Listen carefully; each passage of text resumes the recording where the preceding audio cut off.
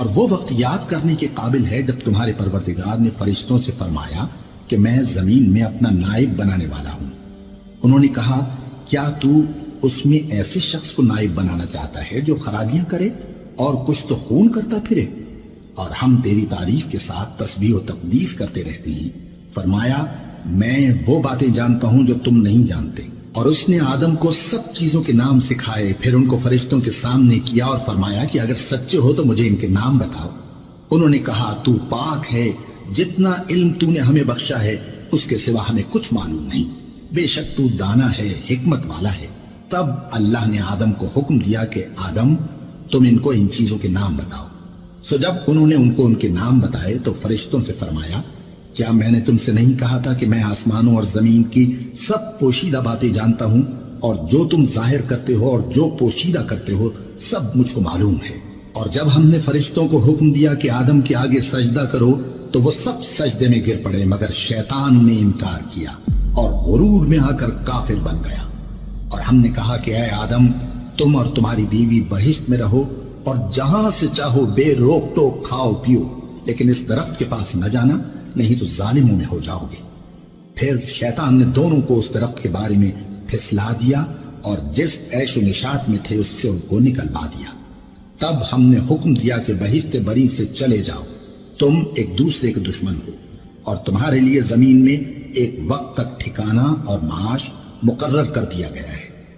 پھر آدم نے اپنے پروردگار سے کچھ کلمات سیکھے اور معافی مانگی تو اس نے ان کا قصور معاف کر دیا۔ بے شک وہ معاف کرنے والا ہے، بڑا مہربان ہے۔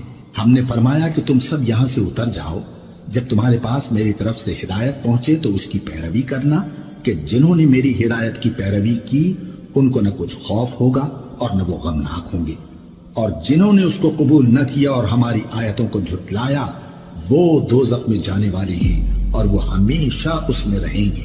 اے آل یعقوب میرے وہ احسان یاد کرو جو میں نے تم پر کیے تھے، اور اس اقرار کو پورا کرو جو تم نے مجھ سے کیا تھا۔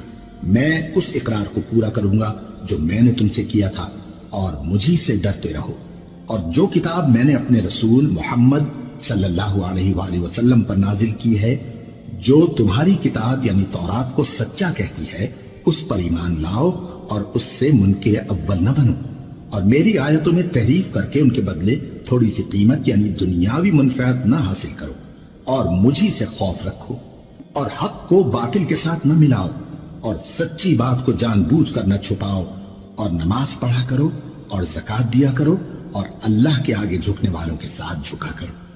یہ کیا عقل کی بات ہے کہ تم لوگوں کو نیکی کرنے کو کہتے ہو اور اپنے تئیں فراموش کیے دیتے ہو، حالانکہ تم اللہ کی کتاب بھی پڑھتے ہو؟ کیا تم سمجھتے نہیں؟ اور رنج و تکلیف میں صبر اور نماز سے مدد لیا کرو، اور بے شک نماز گراں ہے مگر ان لوگوں پر گراں نہیں جو عجز کرنے والے ہیں، جو یقین کیے ہوئے ہیں کہ وہ اپنے پروردگار سے ملنے والے ہیں اور اس کی طرف لوٹ کر جانے والے ہیں۔ اے یعقوب کی اولاد میرے وہ احسان یاد کرو جو میں نے تم پر کیے تھے، اور یہ کہ میں نے تم کو جہان کے لوگوں پر فضیلت بخشی تھی۔ اور اس دن سے ڈرو جب کوئی کسی کے کچھ بھی کام نہ آئے، اور نہ کسی کی سفارش منظور کی جائے، اور نہ کسی سے کسی طرح کا بدلہ قبول کیا جائے، اور نہ لوگ کسی اور طرح مدد حاصل کر سکیں۔ اور ہمارے ان احسانات کو یاد کرو جب ہم نے تم کو قوم فرعون سے نجات بخشی۔ وہ لوگ تم کو بڑا دکھ دیتے تھے، تمہارے بیٹوں کو تو قتل کر ڈالتے تھے اور بیٹیوں کو زندہ رہنے دیتے تھے، اور اس میں تمہارے پروردگار کی طرف سے بڑی سخت آزمائش تھی۔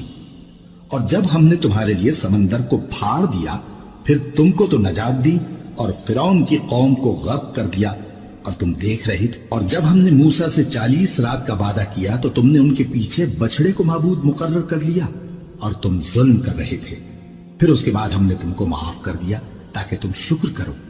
اور جب ہم نے موسیٰ کو کتاب اور معجزے عنایت کیے تاکہ تم ہدایت حاصل کرو۔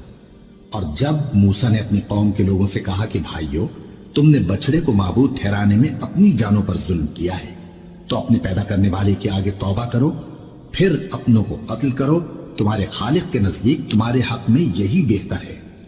پھر اس نے تمہارا قصور معاف کر دیا، وہ بے شک بڑا معاف کرنے والا ہے، بڑا مہربان ہے۔